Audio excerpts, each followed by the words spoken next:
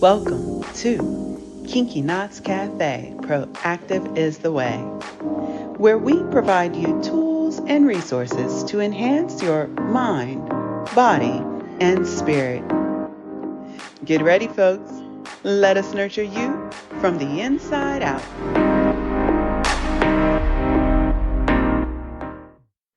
Welcome back to Proactive is the Way. Today is part 2 of our series, The Reality Shift, Dealing with Life and Unlocking Potential. I have a treat for you. Yep, I'm bringing back 2 of my favorite guests on the show, Brian Sachetta from Get Out of Your Head and Tarra Stubbins from the Take It Easy group. If you missed it, Brian Sachetta was a featured guest in February, in which I aired a special series on my social networking platforms, Facebook and Instagram at Kinky Knots Cafe, and my personal LinkedIn account, Toya Bryant. Tara was featured back in November of 2023. She joined us for Season 2, Episode 4, where we discussed owning your story. If you have not listened to either or need a refresh, make sure you go back to check them out. All right, so let's kick this shift off, the reality shift that is, with Tara, and learn how to effectively deal with life and unlock our fullest potential. We will check in with Tara and see how things have been going since the last time we met and learn about how she has been navigating life and what strategies she has developed or adopted to overcome the challenges in which she has encountered within her life. Welcome back, Tara. So glad that you could join us today. I'm so excited to be back. And we were just chatting earlier. I can't believe it was November. It feels like yesterday, but then like 3 years ago, all at once. Yes. It feels like yesterday and a long time ago, all at once. You're so right. This time just flies by, and I don't know where it goes. I'm scared to blink anymore. No, really. I tell this all the time. I have 3 children. I'm like, I'm scared to blink. Every time I blink, one of you are out the door. I'm sorry, I have 4 children. One is already out the door. She's actually going to come back and visit us next Monday. I'm really excited about that. And then the other one, she's off to college. Yeah. Crazy girl, crazy. Where does time go, right? I don't know, but don't blink. Don't blink. So how's things been in your personal and your professional life? Yeah, well, again, I feel like I've blinked and 95,000 things have changed. So the the joys of running a business, absolutely. But I always get really excited because I'm a huge believer. We've talked about it a lot about setting goals. And it's kind of eye-opening because I talk about setting goals and staying focused and really, making sure that you don't lose sight of your goals. But then life throws these curveballs at you and you're like, how can I stay focused on this goal? But it's really empowering because when you do, you're like, oh, I can actually get through anything. And you can actually see the power of, having a goal and having a really strong vision to stick to it. And I'm sure we can talk about that more throughout the podcast. But yeah, no, life has obviously thrown me curveballs. It throws everybody curveballs. I get it, but I'm still working towards my goals, both personally and professionally. All right, fantastic. And I'm sure as you've been working through your goals, there's been a lot of preparation. I tell folks all the time, when life throws you curveballs, best believe that subconsciously you prepared. You prepared for it. And we don't realize it until after. We'll say, oh my God, that's what that experience was for. That experience that I had here that I thought I was never going to get through was for this moment right here, I don't know if people take a look and dig that deep down into the instances and circumstances of life, but it's really important to realize. And if you didn't notice it, hopefully you will notice it. But goal setting, the preparation before will help you truly get through anything, right? No, it's true. I love that. I've never really thought about it that way. I always think like this is happening for a reason, but it's really neat to think about like, oh, I've actually been set up like for this. I'm prepared to get through this. This Yep. may really suck, but I'm prepared. And I had somebody tell me that one of their biggest mentors would always tell them that there's a reason why you are getting put in this situation, and what lesson are you going to learn from it. And I think that's what this book that you're reading also talks about, is these little gems that you collect. And it's true though, it's like, what lesson, what am I going to learn from this, how am I going to grow from this, and how am I going to be a better person from this? Absolutely. It reminds me of a quote I just posted yesterday by Nelson Mandela. Says, I never lose. I either win or I learn.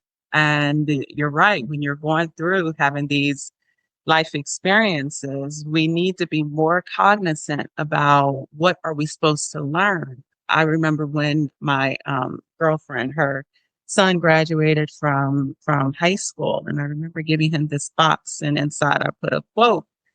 And one of the quotes was, as it relates to, it was one that I always say, in the good, the bad, the indifferent, it's all good. Learn to find the silver lining in life, right? We have to learn to find the silver lining in life and use that particular instance. And that silver lining, from my perspective, is the learning lesson, or as Ray would share, the principle that you garner from that respective experience that will help you as you advance through life and you go through your next your next mountain, so to speak. There's this guy who said, when you get to the top of one mountain, you're just at the bottom of the next. And I was like, you're so right. Right. It's just all about life, embracing reality, getting ready and prepared for the next challenge, right? Because we're going to keep and continuously have challenges. And so it's just always something very good to note. So, all right, so this is really good. I appreciate you sharing a piece of your life with us. That's very helpful.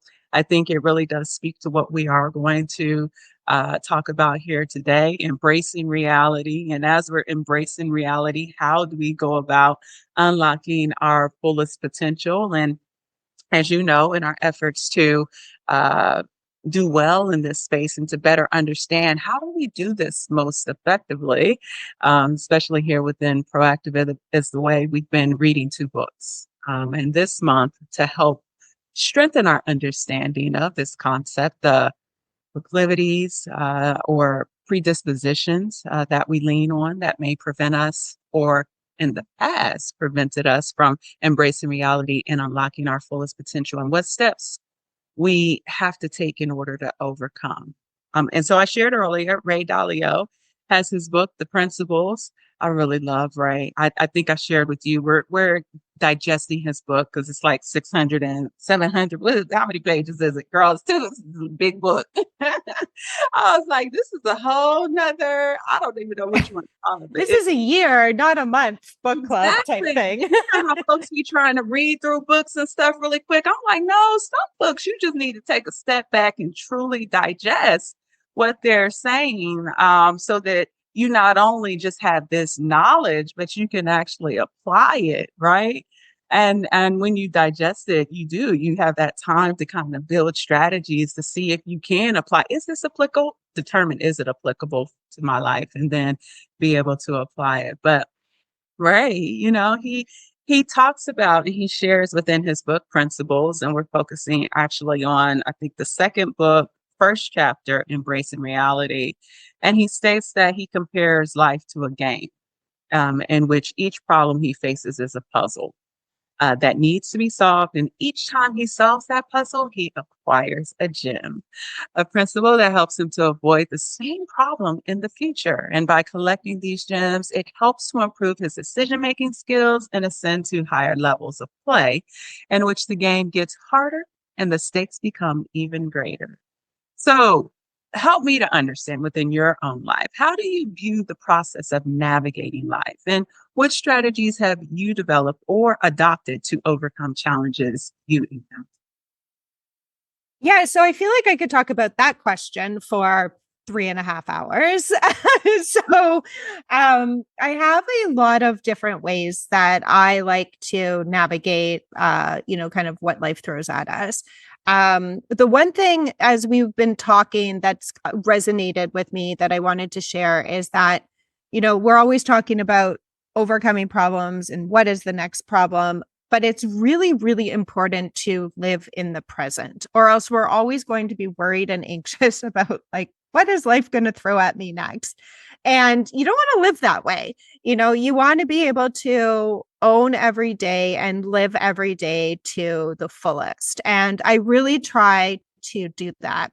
And I learned that as we talked, last time, I had a very unique background, have a very unique background of living out on the road with many rock stars and kind of living that rock and roll lifestyle, and got a chance to experience and be part of some crazy, incredible things that I would never even have dreamt that I would be part of.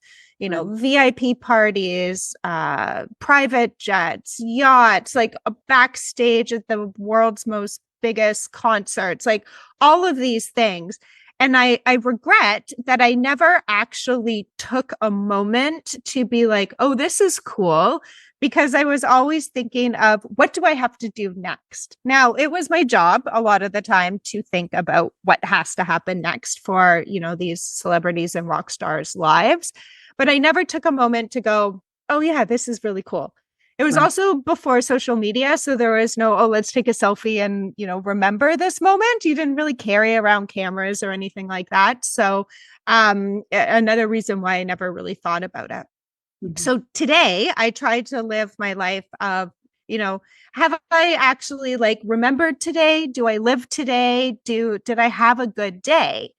And, I'm not naive. I know that we're all adults. We have bad days, especially, I'm a business owner. I run 2 businesses, and they're large businesses. So, there's lawsuits and angry clients and angry staff, and there's just crap I have to deal with on a daily basis that could have me saying, that was a horrible day.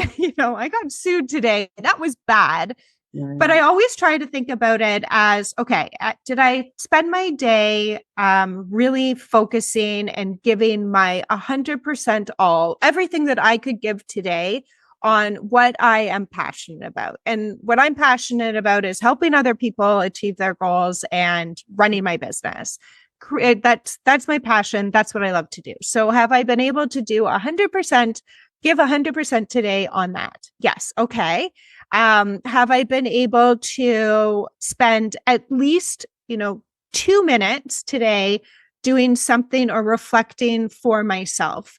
Mm-hmm. I think a lot of people get caught up in the, they read a lot of books and listen to a lot of gurus that say you have to spend like an hour meditating in the morning or journaling or in the evening doing all these like self-care things, which is really great. If that works for you, please do it. But a lot of people get really stressed out that they can't fit that all those things into their day. They have other things. They have kids that they have to get ready to go to school. They are working on their side hustle at night, all of these things. Right. So they don't do anything for themselves. And, I love kind of waking up and getting right to work. So I always, go, okay, did I spend an extra 2 minutes enjoying my nice warm cup of coffee, or spending a little extra time with my cats today, or, doing something? Okay. Yes, I've done that. Mm-hmm. And then I always like to say, have I been able to reach out or talk to at least one person that I love and care about? And not forcefully, oh crap, I haven't done this on my list, but actually genuinely been able to reach out and talk to somebody that I love and care about. And sometimes that's my cats, my poor husband. But, sometimes it's, yes, I've been able to, spend again more time with my cats or something today. So I really like to be able to measure my days and be able to kind of live in the present rather than always thinking, okay, what's the next problem that life's going to throw at me? Absolutely. Because it's going to come regardless. You don't even have to think about it, right? Like I was just sharing, once you've reached the top of one mountain, you're going to be starting the next. You don't even think about that. I love that, staying in the present. I like the idea of making time for self. And when you're making time for self, if you need strategies, it's great, but don't follow the Joneses to design your life. You really have to build your life around what makes sense for you, right? And don't get stressed out about it. I like that. Spend 2 minutes reflecting, and that works for you, Yeah. then so be it. Yeah. It's one of my biggest pet peeves, and being kind of in the productivity space is everybody tries to copy what the most popular book of that time is, or the most popular documentary or podcast. And I think that it's amazing. Listen, I love reading a good productivity book, or, everything, listening to podcasts. It's actually what keeps me and helps me stay motivated. And I love the ideas that come from it, but I don't copy absolutely everything that they tell me to do. That works for them and their specific lifestyle. It doesn't work for me. I like taking little nuggets and figuring out what works best for me, and also being adaptable. What may work for me in this stage of my life may not work for me 3 months down the road, because things have changed.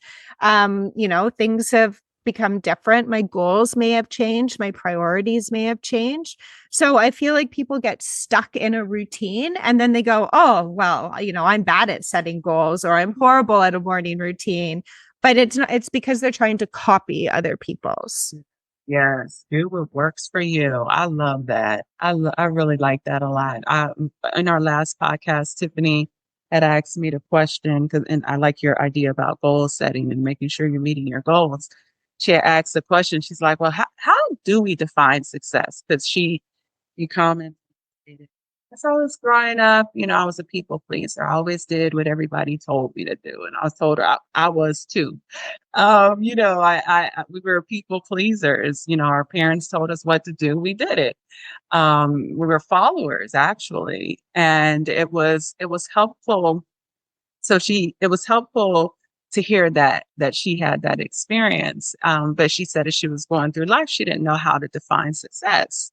We were always defining success on how people perceived our growth, right? And we didn't necessarily have to do that. And success is about defining what your goals are. I share this. It's about your goals and if you set your goals and you're meeting your goals, that's success for you.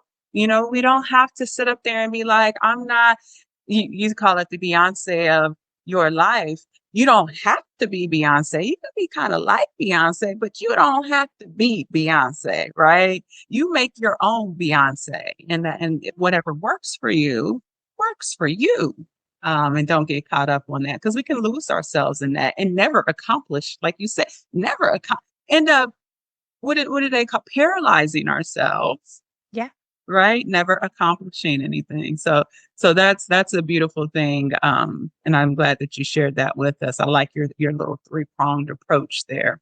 And just to go back over that, folks, her number one was just living in the present moment. I love that.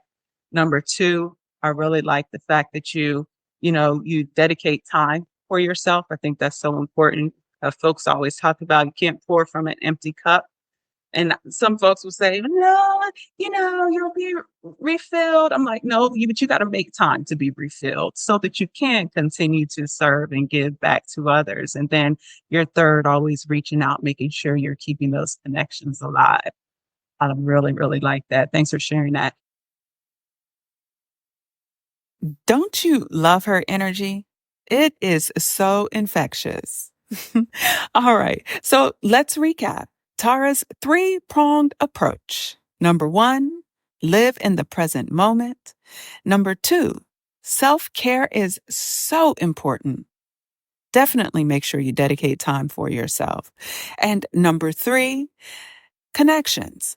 Make sure you are making the proper connections with your network, which includes family and friends.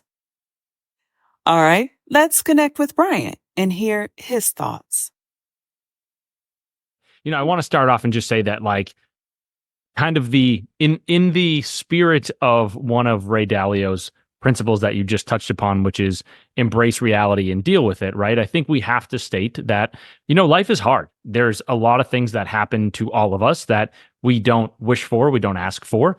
Even just when you become an adult, right? It's like you have to get into the working world, make money, put food on the table, support your family. Life can be challenging. There's obviously a lot of ups and downs, and I don't want to be too negative, right? But you deal with maybe health issues, maybe your loved ones get sick or something like that, right? There's so many challenges in life that befall us, and also it's just hard for us to necessarily like talk about each one or list all of them out, right? You talk to any given person, we all have our struggles. At the same time, right? I think so there's the going back to the embrace reality and deal with it, right? Is like, so that's a fact that, what I just said of like life being difficult. But at the same time, we don't want to wallow in that, right? Because if we do, we'll probably never actually like get to where we want to get to or do anything, right? So how do we prevent that notion from stopping us in our tracks? And I think a way of looking at that might be say like, okay, so that is a reality of life, that life is hard. At the same time, it doesn't mean that life's impossible and that we can never get to where we want to go to. It kind of puts a little bit of like a sobering lens on our eyes of saying like, I can get to where I want to go to, but I have to know that there will be challenges along the way. And I am the kind of person, right? So in terms of navigating life and thinking about a perspective, right? I try to be sort of even keeled, level-headed, if you will, right? Where you can look at any statement and kind of how the lens at which people come at it through, right? So some people may come at life and say, life's amazing and everything's perfect and awesome, whatever. If that works for you, that works for you, right? And I'm not trying to cut anybody down here. If that's your approach and it works, that's awesome. For me, I feel like a strategy or an outlook like that tends to lead to disappointment, right? When you inevitably face those difficulties in life, if you say to yourself, like, life's amazing, life is perfect, you may hit those difficulties and then be like, wait a second, life isn't amazing, life isn't perfect. What do I do now, right? So you almost go from one side of the pendulum to the other, where you're like, you were wildly optimistic, and now you're kind of, you have all this evidence contrary to your previous belief that maybe you're tipping in the opposite direction. So what I like to do, right, the sort of just a general life philosophy is like stay in the middle, right? Stay even keeled in the sense that knowing that, yes, life has its amazing parts and its awesome parts. It also has its grim and dark and terrible parts, right? Somewhere, you take those two, you add them together, you divide by 2, you get the average, which is basically just saying that life is amazing in some regards and it's difficult in others. And you try to steer yourself as close as you can to those good parts while knowing that, you may face challenges and difficulties along the way, but that's okay. Because then when you do, you will say, this is how it is supposed to be or how it can be at times. And you won't get discouraged in the face of that. Right. It almost sounds like one of my finance classes where we talked about in our economics, the economy, right? And everything in life, if you think about it, there's ebb and flows, right? So you're going to have the goods, you're going to have the bads, but it's all about how you manage and you deal with it when the respective issue, good or bad, comes into play. So that while you were speaking, all I was thinking about was my finance teacher talking to me about just how it's everywhere, right? Ebb and flows, and it's all about how we manage it. And I like that you said balance. We can find a balance that in between, because the reality is it's not always good. It's definitely not always bad, but you had those bad ones that almost sometimes outweigh the good. But if you have the capabilities to, I call it come back to, I guess, reality and bring things back to when things were well, or bring things back to um, when you were able to digest things and life was good. You, let me back up. So the reason why I shared this is because in reality, you're going to have good days, you're going to have bad days. But if you have the capability to bring things back home, so, and I'll give you an example. Right now, over the past 10 years, I have been experiencing absolute hell. Okay. Just being, judged. And I don't mind being judged, but judged and condemned, for certain beliefs or the way that I carry myself or my life in general. And within that, you tend to encounter individuals who are like passive aggressive, and they have these microaggressions that they do on a daily basis. And while I'm trying to maintain who I am, my character, of trying to just be genuinely good to people, it was like nonstop. And all I kept doing throughout these past 10 years that has kind of held it all together was finding that moment or those moments when I saw the good in people, when I saw the good within my life experiences. And that balance allowed me to overcome the experience that I was going through. And each day I woke up like refreshed, saying, okay, whatever is thrown at me today, we're just going to act like it's all new, and we're just going to, embrace it and deal with it as it comes without, because, people have the tendency, if someone hurt you, for example, if someone hurt you, and I'll do a white and black thing because I see it a lot when we deal with racism and things of that nature. If this white woman hurt me, all of a sudden I'm mad at every white woman, right? And I don't like to live my life like that, right? I just feel like, when we talk about navigating life and building strategies to help us overcome these challenges, we have to be mindful that it's not always like this. It's we have to take it individually, take each individual individually. And we cannot be biased towards someone just because of an experience that we had the day before. And so, it was just something as you were going through the flow, it just made me think of finance. And it also made me think about just personally how I've gone through some of the challenges within my life to try and overcome and approach each day as if it was a new day. For sure. And thank you for sharing. I'm sorry that you've had to go through that. That's very difficult. My guess, right? Like just knowing you briefly, right? And knowing your personality, like what kind of came to mind as you were saying that, right? Is like in those situations, right? If somebody is hurting us, abusing us, just not being nice to us, whatever, they are subconsciously like trying to pull us down to their level, right? They're trying to pull us into the mud, so to speak. And we have the option to go there, right? We have the option to be like, I'm going to fight fire with fire. I'm going to go into the mud. I think the difficulty though, right, is like, we don't actually want to go there because we don't want to be like them, right? It might help us feel good in the moment, but to your point, right, you sometimes, what you're going through colors your view of the world, right? And so maybe you're saying, I'm going through this 10 years of difficulty. Maybe like this is just how life is and it's difficult and it's terrible and it's awful or whatever, right? But being able to reconnect back to those good moments helps you, like it's, your brain is always playing these tricks on you. And so it's playing a trick on you when it's saying, hey, I'm looking at this bad evidence and then making this projection out into the larger world and saying everything or every X, right, is like this. It's a defense mechanism meant to be like, oh, if I go out into the world and I experience this again, I will know how to deal with it. But it's not actually a good defense mechanism because that's just not how the world really is, right? So we sort of extrapolate these subconsciously. We extrapolate these I don't know what you want to call them, evaluations out, and then we put a new filter out on, lens out on the world, and that is not all that helpful in the long run. But kudos to you for not dropping down to that level and being able to reconnect to what you see out there, which is good, like being able to see the good in the world and then being like, you know what, in spite of all that I'm going through, in spite of what people are throwing at me, I refuse to go down to that level. It makes you like, it's, I never, you don't want to glamorize difficulty because it's hard.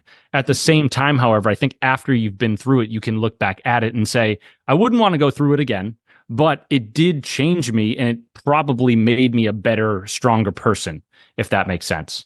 Complete sense. It did make me a stronger person. It allowed me to understand that a lot of individuals project their feelings, and their projection can come from a circumstance or situation that had no dealings with me. And it allowed me to always put myself in their shoes and say, even if I didn't know them, they probably could have always been very cruel and mean, but I still would put myself in folks' shoes and say, you know what? I don't know what your life was like when you were a child. You probably had it really hard for you to select me as your punching bag for today. I'm going to give a little bit of grace. I say that to everyone. I'm like, I give you some grace because I don't know the full story. We always have pieces of the story, like prophecy. Prophecy is never given fully. It's always given in pieces. And so we'll never know the truth. And how do I, from a strategic perspective, want to embrace the realities of my life is I want to ensure that I'm being cognizant that there's a bigger story that might be there that I don't know. And so this is something my boss used to tell me. He said, Toya, he's like, this is going to be a tough environment. I worked in an environment where we did a lot of reductions in force, and I was unfortunately the Grim Reaper. And so he said, no matter what folks, how they approach you, what they think about you, what they say about you, assume positive intent. And so, and not that I'm, giving folks a pass, if you will. But I'm just, going to give folks grace a little bit more until I can see the full picture, because we don't always see the full picture, but we're quick to react. And so I've become an individual who's less reactive, and I more observant, right? And that in itself has strengthened me. You're talking about, over the past 10 years, that experience has strengthened me. Yes, it's allowed me to look at a lot of things objectively, and I really do walk in this state of mind where each day is a new day. You may have treated me bad yesterday, but I'm going to see what you do today, and just gather that data. And one of the things that I've learned going through that process of just how to deal with people and build relationships was whether or not it was someone that I needed to treat with a long-handled spoon, as my father would say, be cordial, but try to disassociate. Or if, they were genuinely going through something. And I was just at the end of that experience, and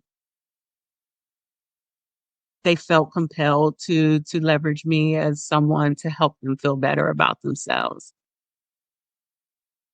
I love this piece, learning about the realities of life and the need for balance and focusing on the positive aspects of life to uplift and ground you to overcome and approach each day as if it is a new day. In my next line of questioning, I wanted to better understand this notion of stretch assignments. Ray shares that he often puts himself in positions that will challenge him to the point of failure. And in doing so, it creates a learner's high as he comes up with new inventions to move forward. Let's connect back with Brian as we shift gears and discuss this idea of stretch assignments, the one he pursued, and the emotional roller coaster he endured. Yeah, I mean, it's funny. There are very few ideas that Dalio puts forth in his book that I can argue with. I mean, he's super smart, one of the brightest financial minds of all time. Like, if anything, I feel like I should sit here and, praise him, right? He's super smart, smarter than I'll ever be. In terms of, taking on challenges and stretch goals and stuff like that, a lot of different ideas bouncing around my head. Tony Robbins will often say that, you're either growing or you're dying, right? Which is basically like, if you're not challenging yourself, if you're not stretching yourself, you may not necessarily be like physically dying, right? But like metaphorically speaking, you are, you're withering away a little bit. And there's also kind of a notion. So there's, I'm gonna mispronounce his name. It's Nassim Nicholas Taleb, I believe his name is. Famous author, does a lot of financial writing, but also some self-help books. He talks about in his book, which a lot of people are familiar with these days. I think it's called Anti-Fragile or Anti-Fragility. At the very least, the concept is called anti-fragility. So it's the notion that like some things in this world are fragile, right? So you take a glass bowl outside, you drop it on the pavement, bam, like that's a fragile bowl. It shatters. Some people are resilient, where basically, you put them through difficulty and they will struggle, but then they will get better over time. They will figure out how to deal with it, right? They'll bounce back. There's sort of a third category, which is anti-fragile, which is sort of a word that describes people or things that need difficulties and challenges in order to thrive and grow and all that. So you look at children, right? And it's like children, like a 2-year-old, a 3-year-old is always running around the house, jumping off the couch, scraping his knees, getting boo-boos and all that. Mm-hmm.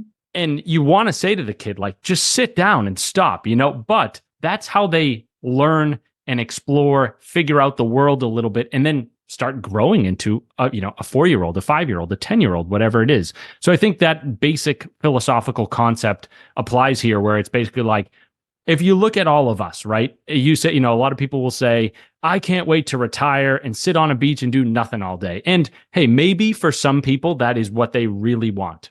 And I'm open to that. I just know that for myself and for many people that I know, we could do that for like a day, a week, maybe a couple weeks. And then we would very quickly be so darn miserable, right? And it's just the fact that like we are predisposed to want growth and challenge. And if we don't have that, we will fall apart, much like the glass bowl does when we drop it on the sidewalk. So I know that is sort of a core tenet of most people's lives and also mine. So I try to, build my life or structure my life in a fashion that is bringing me challenges.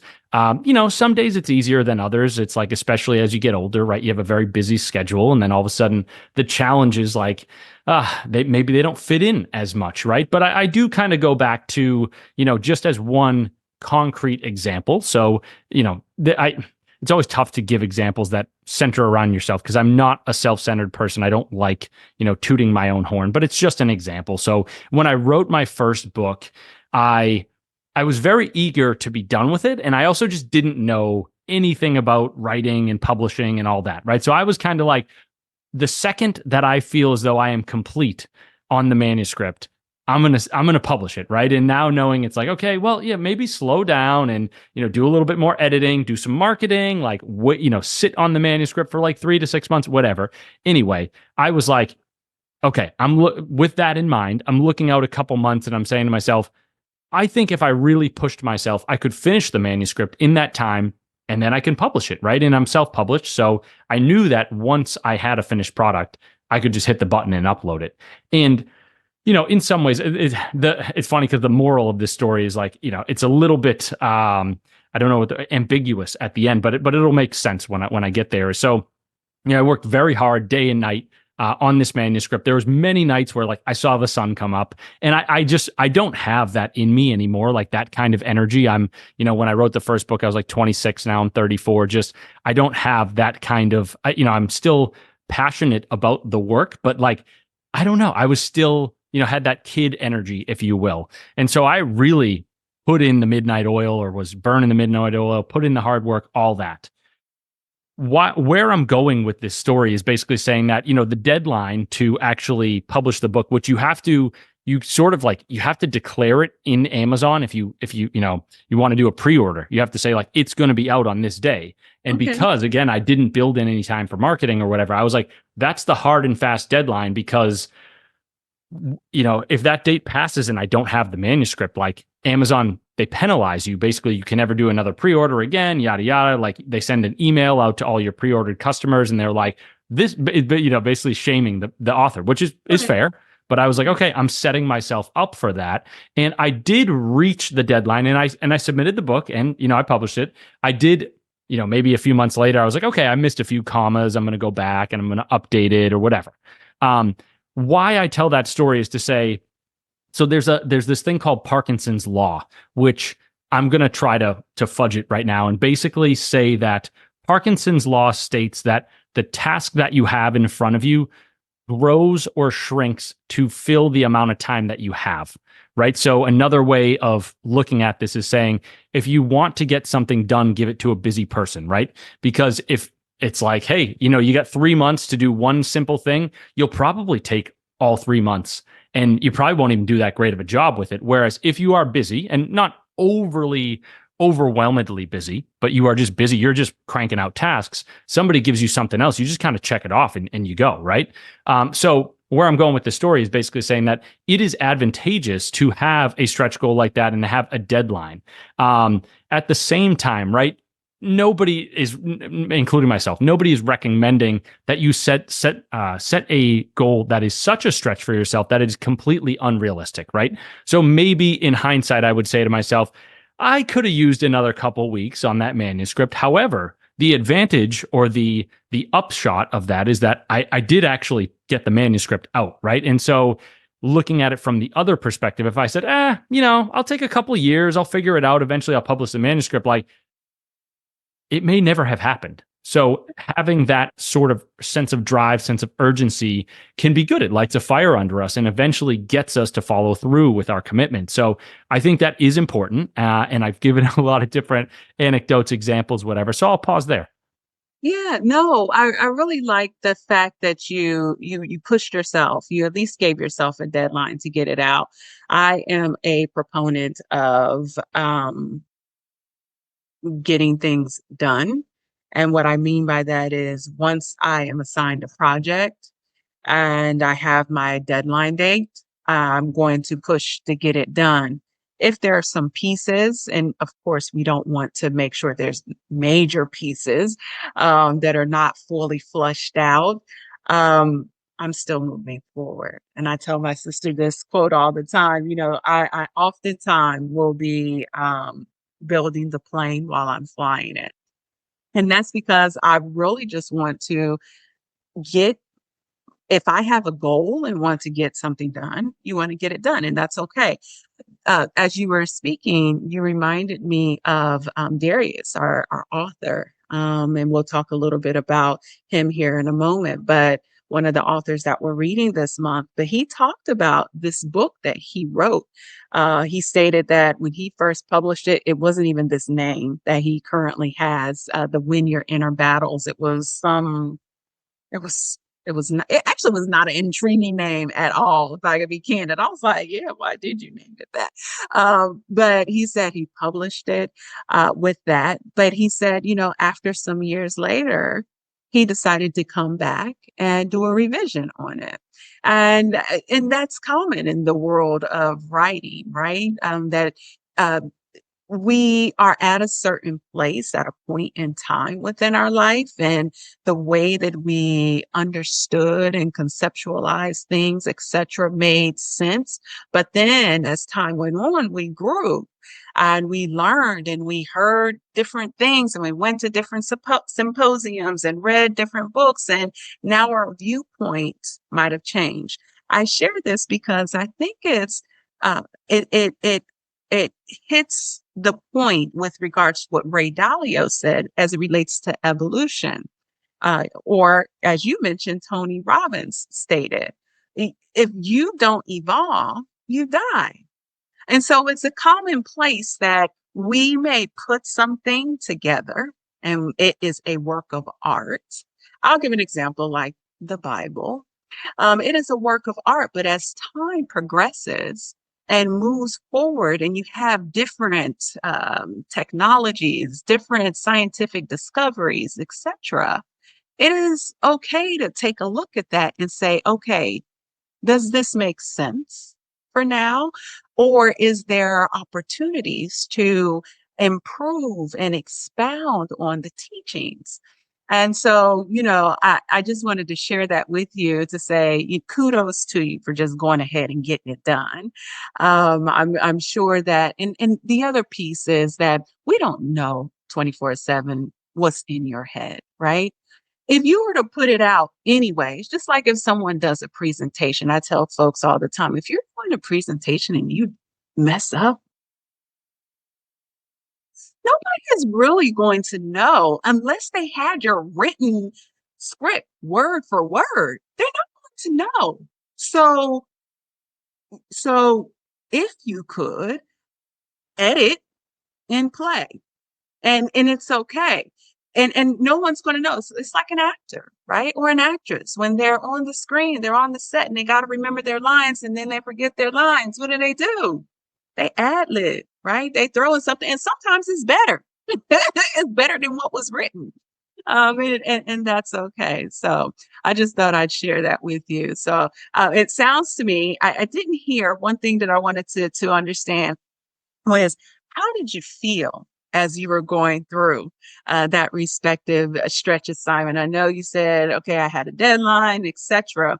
But Ray talks about the fact that when we're going through this process of doing stretch assignments, it brings out all these different emotions that we should learn to reconcile these emotions and ensure that we're reconciling it with logic and act when in alignment, is how he put it. And so I want to understand your emotions, the process that you went through in order to overcome some of the emotions that you experienced as you were going through that process. Yeah, a few emotions, right? So the first one, to be like totally candid, going back to the idea of the actual schedule and the deadline that I set for myself, there was most certainly a sense of like hair on fire / overwhelm / why did I put myself in this situation? Okay. But that is, I don't want to say it's par for the course with a stretch goal, but it is a risk that you run, right? Because if we're on a spectrum of 0 being, not stressful at all and 10 being way too stressful, a stretch goal is not like a 5. It's maybe like a 7 or an 8. But if you miss by 10%, you're in that zone of being way too overwhelmed, right? So I kind of feel like I was there. At the same time, I was so passionate about what I was doing that I was willing to stay up until dawn. I was willing to put in those crazy hours because I felt like the first book was it was centered around anxiety, and I felt as though I had experienced a lot of anxiety and had figured, I hadn't figured it all out, but I had figured I had sort of charted a path forward for myself, and I was excited to share that with people because I know how difficult dealing with anxiety can be. And so the saving grace, or whatever I'm trying to think of the right term, what helped me get through the difficulty of the overwhelm of like, oh man, I set far too ambitious of a deadline for myself, was knowing that like on the other side of this, people, maybe it's not 1 million people, but there's going to be a kid in his dorm room who reads this and reads the stories that I put in the book about being in college and going through these struggles. And he's going to say, wow, this person gets what I'm going through. And then that person, like my reader, is also like, these tactics resonate with me. These philosophies, ways of looking at anxiety resonate with me, and they're helping me in my life. And that was like what really got me kind of that spark going. So a lot of different emotions in there. I know I only covered a couple, but like, when you're in that hair on fire kind of state, like your mind's going a million miles a minute. There's all sorts of emotions. And I guess just kind of, I guess to put a nice bow on this was there's the notion of like the feeling of a job well done, or however you want to phrase it. Again, I'm not going to say that I put out the perfect manuscript, but I was like, you know what? I toiled very hard with this thing. And on the other side of the deadline, even if it wasn't perfect, there was a sense of achievement, right? Of saying, hey, I set out to do this thing. And maybe I didn't do it 100%, but I got 95% of the way there. And that is something to be proud of. It's not something to like, go shout from the rooftops or whatever, but it was still something to be proud of. And I remember actually just sort of a last piece was, so I had this deadline, of like, you set it in your Amazon account, they give you a date and a time. And so it was a Saturday and it was due at, I don't know, maybe 8 p.m. or something like that on a Saturday night. And I actually calculated it wrong. It was 8 p.m. Central Time and I'm in Eastern Time. So it was actually like I had one less hour than I thought I did. So I was like, all right, I'm going to wake up on Saturday. I'm going to crank through this manuscript again. I'm going to like fix anything that's glaring, that comes up, whatever. And then I kind of did that, but I was like, I got to go back through, and I'm looking at the clock and I'm like, I got like 4 hours left or 2 hours left. And then at some point it hit me. I was like, wow, I thought I had 2. I actually have 1 hour. And your brain, just when you're in that much of franticness or whatever, like you go into this crazy state. And I actually remember my friends were out at a bar, like kind of this whole time, like day drinking or whatever. And I was like, I'll catch up with you later. And then I was so frantic. I finally submitted the manuscript, even though I had one less hour than I thought I did, hit the button, closed the computer, went out to the bar with my friends. And I was just like, I remember it felt like I emerged from a cave, and I'm joining my friends at the bar and they're like, hey, where were you all day? And I'm like, I have no idea, dude. Like I was somewhere in my mind, and being at this bar right now feels like a dream. It feels surreal, So I don't know. Sometimes it's fun to do that, to push yourself, and experience that achievement on the other side. Sometimes it can be a little bit overwhelming. So I would say for me, it was a combination of the two. Now you went through that respective experience. How have you leveraged that moment in other assignments or other initiatives that you've taken on, in terms of how you manage certain initiatives? Yeah, I think a couple things, right? So just to speak to the writing specifically, so put out another book in 2021, and I was eager to get that done, but it was not the same. Like I knew that I couldn't put myself through that sort of stress again. And I also wanted to make sure, right? I was like, I want to be confident that when I hit the button, the manuscript is actually done versus like it's sort of artificially done. Maybe I'm missing 5% just because the deadline is the deadline. So I have given myself a little bit more leeway, a little bit more grace. Again, this is not to basically counteract everything I just said in terms of the benefit of a deadline.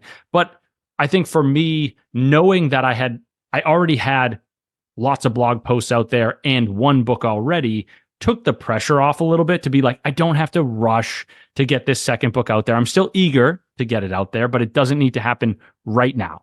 The only sort of counterpoint to that is the fact that like I'm still very passionate about this space, right? About helping people with mental health. And just as I've gotten older and, it's like I sit on the board of my condo, I have a bunch of different side projects that I have to help out with. It's like time has become even more scarce. And the challenge, I guess, right, is like I still want to push content out there, but I have less and less and less time. And so I'm trying to figure out like, how can I steal some time back? Because I still want to get stuff out there. That's kind of my challenge, I think, right now, and I'm still working through it a little bit. I loved when he challenged himself to write his first book, being candid and sharing the mistakes he made, but was able to leverage this experience to help him get out of his head, overcome his mistakes, and do it again. We will wrap up with Tarra as she shares her views on stretch goals and an assignment she pursued and how she and her team reconciled their emotions by embracing reality, leveraging strategy, and Tara's ability to inspire and guide her team into overcoming and turning a prior disastrous year into finding success within the Take It Easy groups next quarter. The very next quarter, they found success, y'all. Let's take a listen. Yeah, I am the biggest believer in stretch goals. I believe that they foster innovation. They actually help us improve and grow in life. Nobody wants a goal that we can achieve in, a day and a half.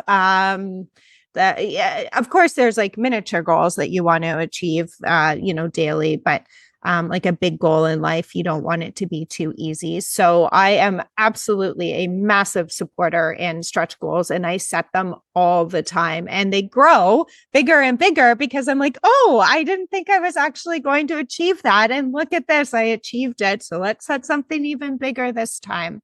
Right. It was interesting. I was on a podcast a few months ago, and I was talking about stretch goals, and the host fought me on it. And he said that he doesn't believe in stretch goals because people will set too big of them. Like, I want to be an astronaut by the end of the year. And I said, of course, that's not a great goal for, if you don't have any, experience being an astronaut to then all of a sudden think that you're going to space. I completely understand that. So there's a limit, of course, to stretch goals. And so I have a kind of a theory of an exercise that I like to walk clients through of, how to actually set the right size of goal. And I personally believe that the size of goal is the most important aspect of the goal. So yes, it has to be timely. Yes, it has to be specific. Yes, it has to be measurable. But the size of it is what I truly believe is what's going to allow you to hit it or not, and to keep your own motivation while you're doing it. So I like people to write out their goal, whatever it is, and make sure that it's specific. So it's not just, I want to be rich, but, I want to make $1 million by the end of 2024. And then I like people to write their why. So we were talking about kind of our vision and our goal and knowing our story in the last podcast. So like, why is this your goal? Why is this specific to you, your individuality, and your own story? Right. And then I always like to ask people to then write down, and this is something that people forget to do when they're setting goals, is all the blockers that are going to stop you from achieving that goal. So I want to go to space. Well, I'm scared of heights. I've never, all of these things.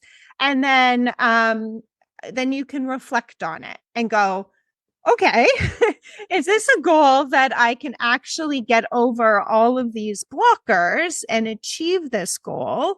Or are all of these blockers going to stop me?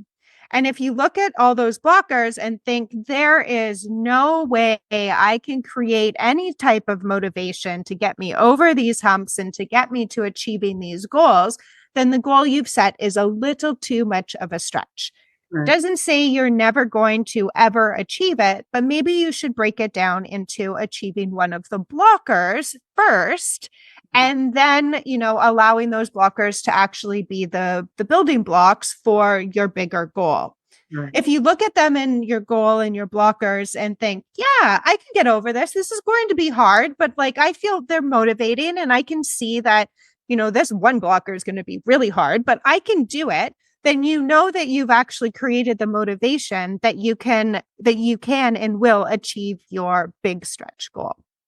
I did it for my staff actually and my company in 2024. We had a bit of a crappy end of 2023. We had a massive reshuffle in our leadership. We lost a whole bunch of clients because of things that we were not doing properly internally. And we shifted in January of 2024.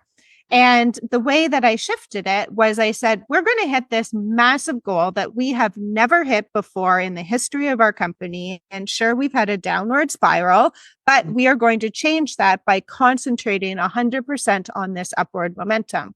And yeah, it scared people. It really scared people. They thought that I was insane, but we are more than halfway through achieving our goal for the year.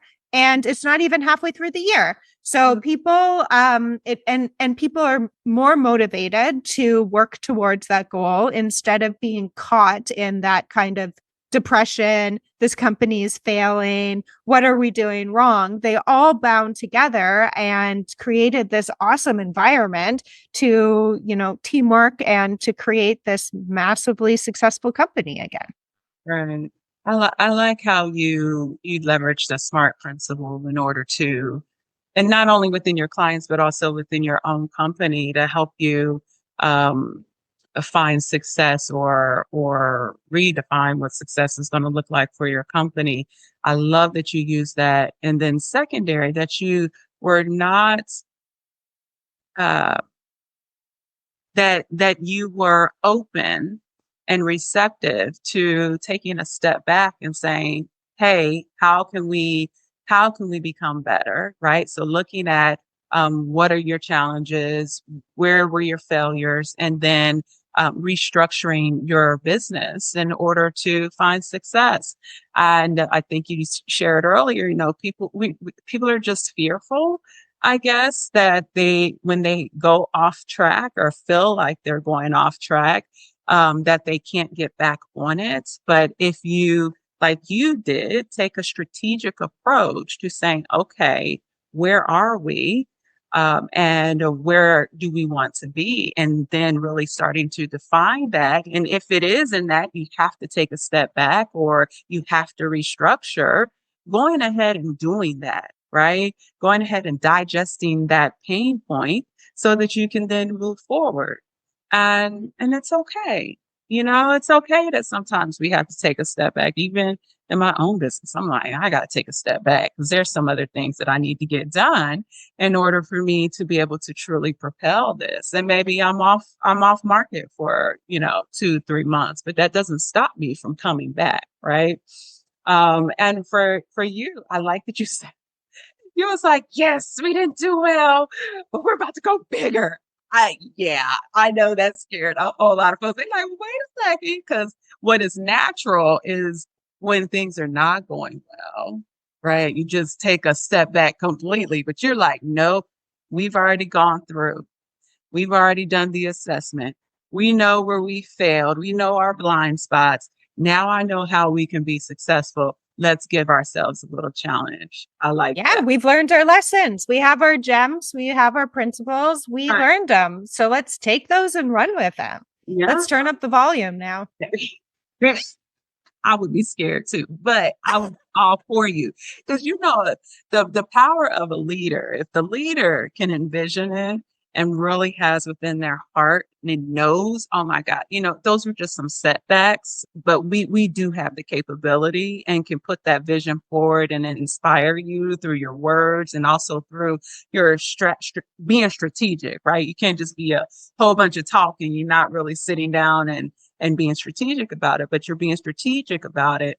Yeah, I'm all for you. So kudos to you. Yeah, I do. And what did you say? You already met your goals halfway? Yeah, we're already past we're already halfway, more than half, and it's not even halfway through the year yet. It's almost, but so we're on target. Enough? What's that? You feel like you challenged yourself enough? Yes, because yes. You're like, no, that was enough. There is definitely a stretch. Yes. Lots of learning lessons that have happened. And again, I feel like if we set any bigger of a goal, my whole kind of one of my biggest lessons that I've learned from working with celebrities is that successful people create their own motivation. A lot of people wait for the lightning strike moment to happen, and that's not coming. You have to create it for you. And successful people do. People who struggle for success can't, and they don't. And they need to find ways to actually create their own motivation. And so you can do that through setting the right size goals. And, if you set too big of a goal, it's going to be really hard to create your own motivation day after day. If you set too small of a goal, it's going to be way too easy. And you're going to feel like, well, I don't have to stretch. I don't have to work towards that. I can just accomplish that tomorrow. So then you're still not going to create your own motivation. So, I always say that I can sum up all of these podcasts in, 4 words, and that is just do the thing. And that's what we all have to do, is we all kind of know what we have to do.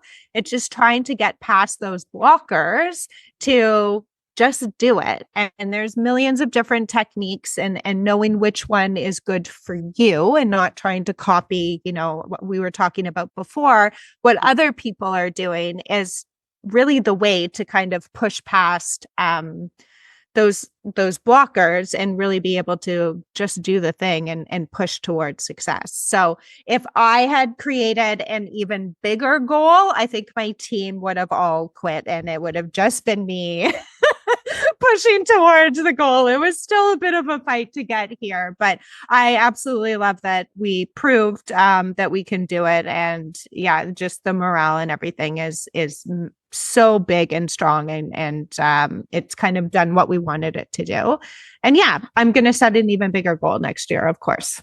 Okay, very good. Well, you talked about, and this is as a great segue into our last question, was regards to emotions.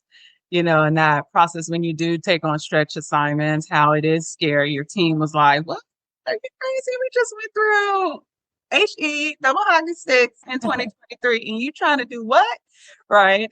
So he talks about the fact that stretch assignments, they're scary. It brings out so many emotions that if we don't reconcile these emotions with logic, which is what you did, right? You leverage strategy and act. When in alignment, our emotions can hurt us. And so, I'm glad to hear that as you guys were going through that you did have fear. You encountered fear, but you did leverage logic, right? And that's where you came out with your handy dandy tools and your expertise for over 20 years building a company. And you said, hey, this is how we will get through this, right? And taking a look at your blockers. I love that. Blockers. Girl, because we all got them, right? We got something blocking us from trying to get somewhere, right? This is not the most best awkward, no. And I'm about to go off script real quick, but it made me think about how I always say this, to my mom or to my sister. I was like, I'm a good person, and I am doing things that are positive. So you would think that if I'm doing things that are positive and I'm moving in a direction that is helpful and it's productive, and I'm trying to be a good steward to society, I'm supposed to get that back. Yeah. Why is life not reciprocated here? But Yeah. why is it that we are always pushing against some grain? And and I was just like, and I guess because number one, I feel like we have to be challenged to see if it really is something that is genuinely within us, and if we can overcome wherever that energy comes from. It drives me freaking bananas, but I get it. If we was not challenged, would we grow? Will we push ourselves further? from where we are today? Probably not, I'm assuming. What do you think about that? No, it's so true. I knew exactly what you were going to say when you started because I think about it a lot too. And it's like, why does it seem like other people, and I'm surrounded by celebrities. So why does it seem like their life and their road to success was so easy? And why am I struggling on this, day-to-day basis of like trying to hit the next level? And I really truly believe it's all what you set out to do on a day to day basis and kind of how you live in the present. So we can always think about, what went wrong, what this challenge is, what's coming next. But we can also think about, that was a good day because this and this and this happened. And it's just kind of shifting your tone. And always, again, trying to be your own individual. So what is a good goal for you and not necessarily this massive celebrity, Beyonce, Taylor Swift, all of these people trying to kind of live up to their standards. I also think that people who really, really believe in the fact that, I'm being tested, they're going to keep being tested because that's what they believe. So it's kind of shifting your mindset into what, again, I like to do it very tactically. And so what is my goal? What am I going to do today? How am I going to have a good day? And that's how I just kind of keep pushing forward and living truly, again, like the Beyonce of lives that I want to personally live. Right. I like that. And structuring your mindset, right? They talk a lot Yeah. about that. Um, I also think too that people always think that every single day is going to be a great day. And as we talked about, it's not. We're adults and life is hard, and doing the tasks that we know we need to do are hard. Nobody likes to do their taxes, but we do them. We figure out a way to do them and we keep on moving forward. So I think that getting past the idea of like, this is a hard task, this is a task that I don't want to do, and just figuring out a way to do it anyway will help you live a better life. It's actually really interesting that a lot of us blame external blockers for the reason why we can't do things. Like, why did life throw me this curveball? Why is this, person in the office really chatty? I can't get my work done. Why, when I'm home, my kids, I always have to like leave to go help them and I can't get work done. I'm too tired at night. I can't start my side hustle, whatever it is. And we always blame those like external blockers, but that actually are triggers. That actually only makes up for 10% of the reason why people can't push past their goals. The other 90% is actually internal. So I'm not strong enough. I'm not rich enough. I'm not smart enough. I'm not good enough. I don't feel ready. I need to wait for motivation. All of these, I didn't come from a bad upbringing. My life was too easy. I can't succeed.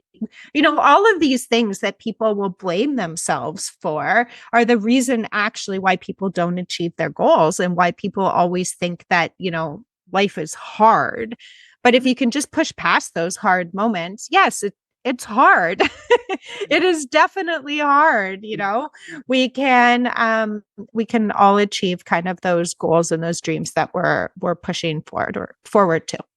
all right. That was beautiful to end on. I really appreciate that aspect and you sharing the realities of life, helping us to embrace the realities of life and being more cognizant about those internal factors that really do hinder our capabilities. And once we get past that or get through that, don't not past it, but actually work our way through it and find our way through it, then we will be able to unlock our fullest potential. Thank you for joining us on Proactive is the Way. I hope you enjoyed our discussions today with Tarra Stubbins and Brian Sachetta. In the description, I have provided details on how to connect with our guests and learn more about them. All right, folks, that's a wrap. Up next, the tangential mind. May is Mental Health Awareness Month. Mental Health Awareness Month was established to increase awareness of the importance of mental health and wellness in our lives and to celebrate recovery from mental illness.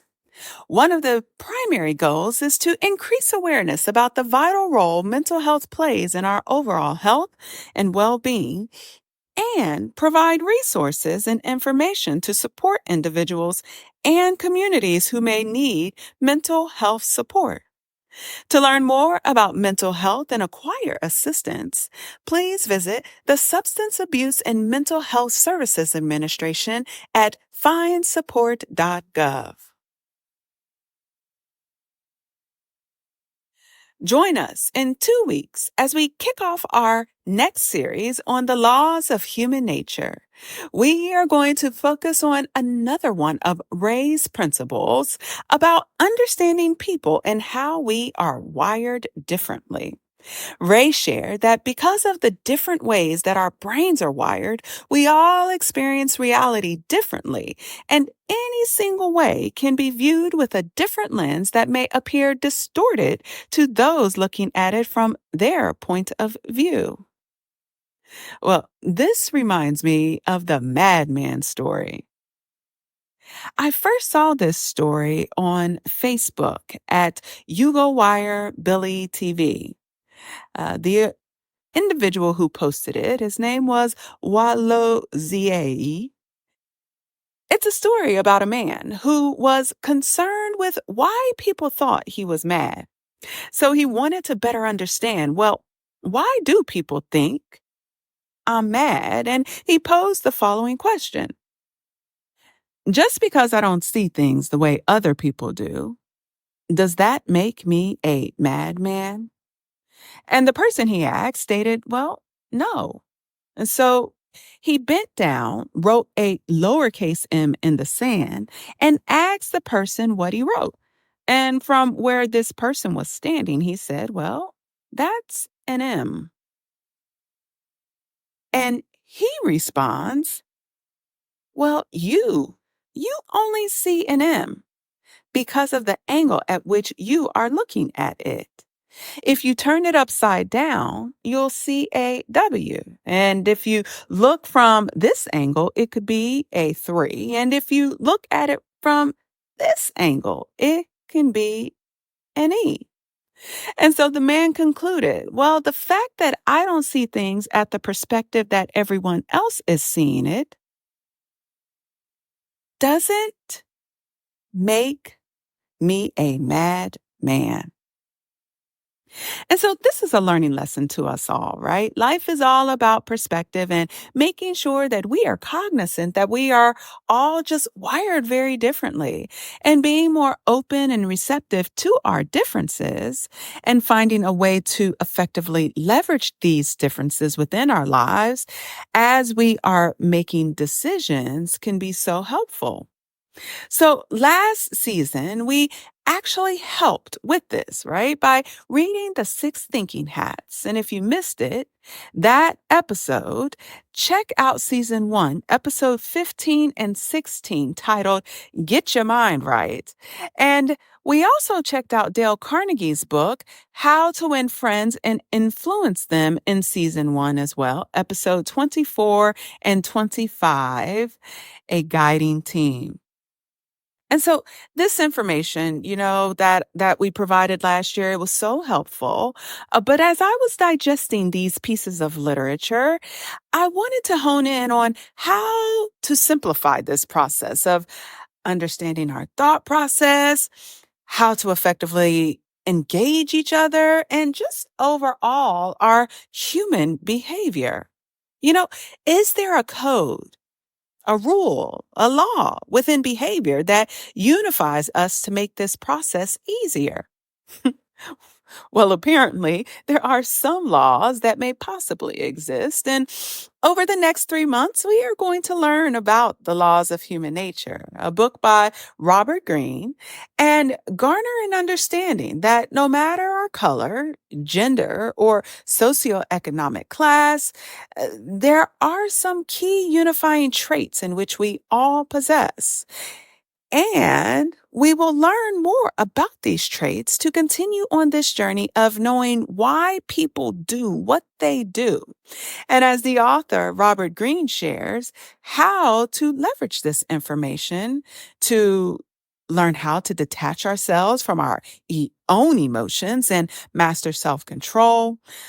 We are going to learn how to leverage this information to develop the empathy that leads to insight and be able to look effectively behind people's masks. And how to recognize these traits to differentiate ourselves and develop our own singular sense of purpose. And why is this so important, you might ask? Well, because our very lives depend on relationships with people, and possessing these pearls of wisdom is one of the most important gems that we can have within our treasure chest to serve as tactics for success, self-improvement, and even self-defense. We look forward to you joining us. And in preparation for our discussions, please visit Kinky Knots Cafe's approved book list to pick up a copy of the book, The Laws of Human Nature by Robert Greene. Details are enclosed in the description. To access all replays or learn more about Kinky Knots Cafe's Proactive is the Way, please visit www.kinkyknotscafe.com. Proactive is the way, my friends. Take good care.